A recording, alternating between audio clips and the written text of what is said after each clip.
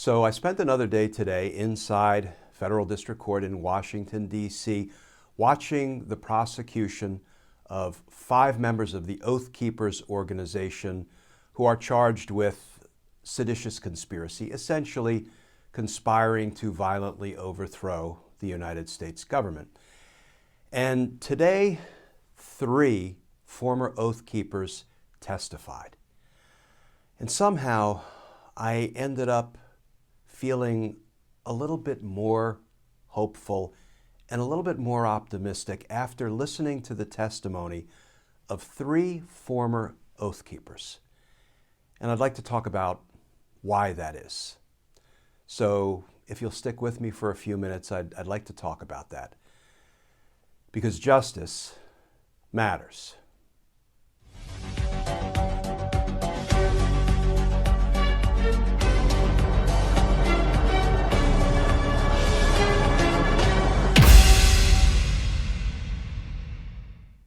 Hey all, Glenn Kirshner here. So again today I spent the day inside Federal District Court in Washington, D.C., watching the Oath Keepers trial. 5 members of the Oath Keepers organization are charged with a seditious conspiracy, essentially a conspiracy to violently overthrow the government or to stop the certification of Joe Biden's election win. And today involved 3 witnesses who were former Oath Keepers, and all 3 are also military veterans. And it was a really interesting day in court, and strangely, it left me a little bit more hopeful and a little bit more optimistic about where we are at this moment in our nation's history. And I have to admit I'm tired and I haven't scripted this, so I'm going to talk right from the heart and right from my notes that I took in court today. And I want to just spend a few minutes talking about my interpretation of the testimony of these 3 witnesses, former Oath Keepers and military veterans. So let me go through them one by one. The first witness who testified was John Zimmerman, Army veteran, retired from the military, and he said he was drawn to the Oath Keepers organization because he thought in part they had a mission of serving others, helping others, protecting others. I know you might hear that and be a little bit skeptical, but this is what this gentleman testified to.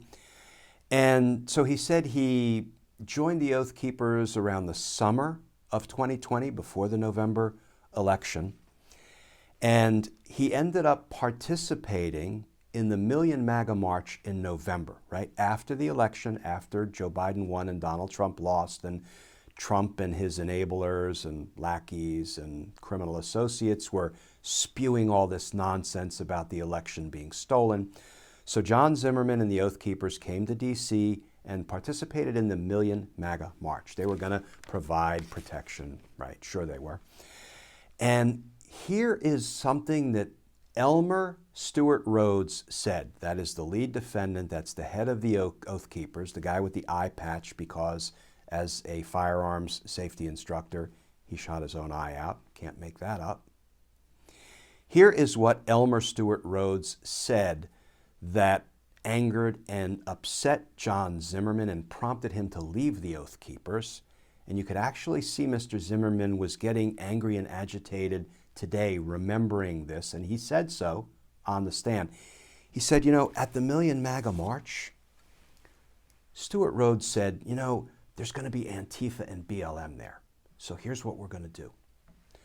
We're going to dress up like we're elderly, like we're vulnerable. We're going to carry canes, and we are going to bait Antifa and BLM into attacking us, and then we're going to give them a good beatdown.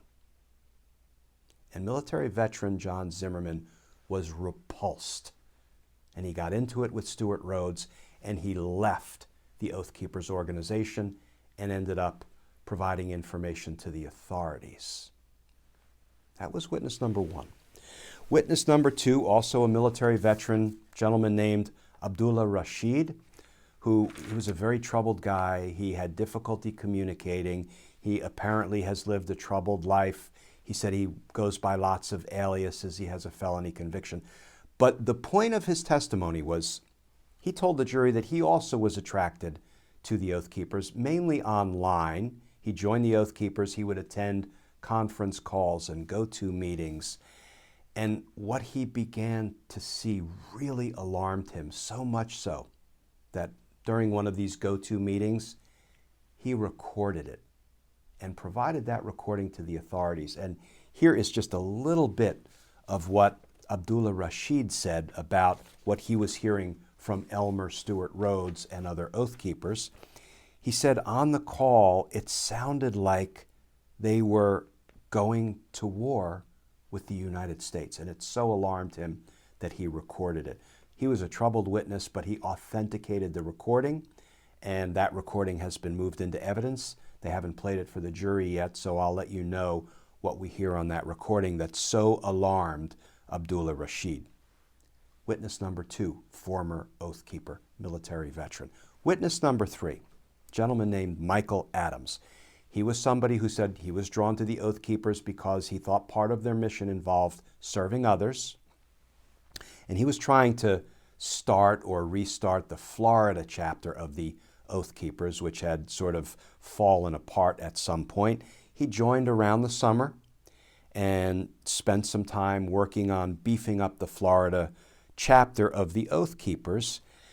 And then at one point, the more he listened to Elmer, Stewart, Rhodes talk and espouse his views, and he read an open letter that Elmer, Stewart, Rhodes had written, I believe, to President Trump, saying, and I'm going to paraphrase here or summarize, that, if you, President Trump, fail to invoke the Insurrection Act and stop Joe Biden from becoming president, we, the Oath Keepers, will take up arms and take matters into our own hands.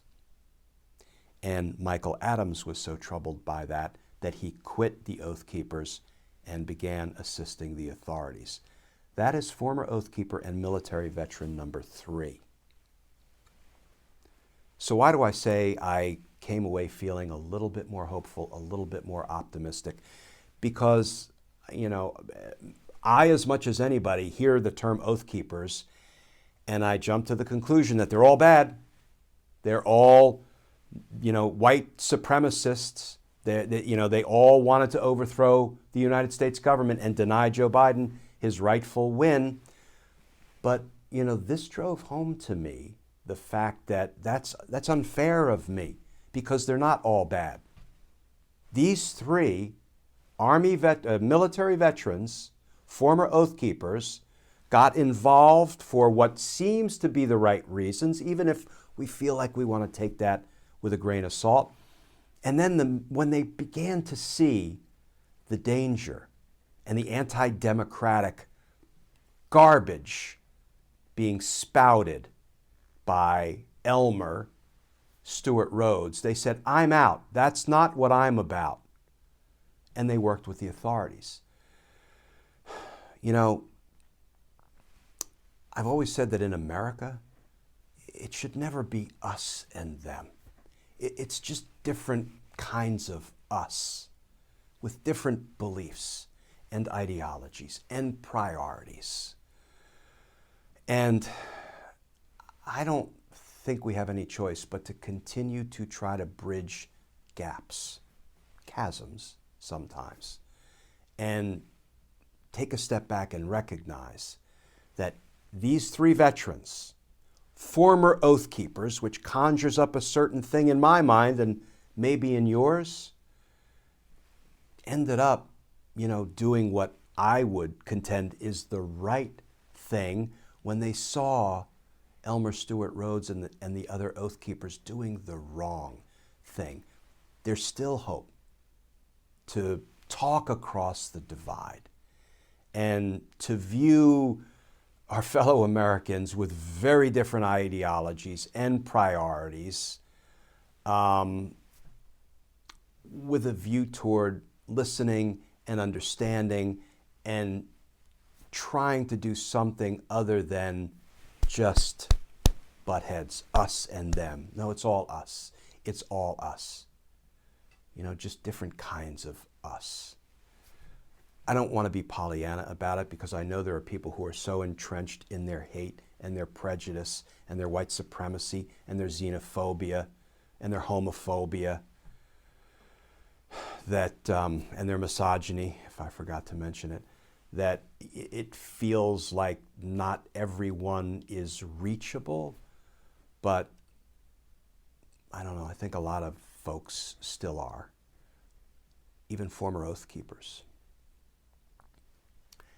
Anyway, I wanted to share my observations. Thank you for sticking with me through this ramble.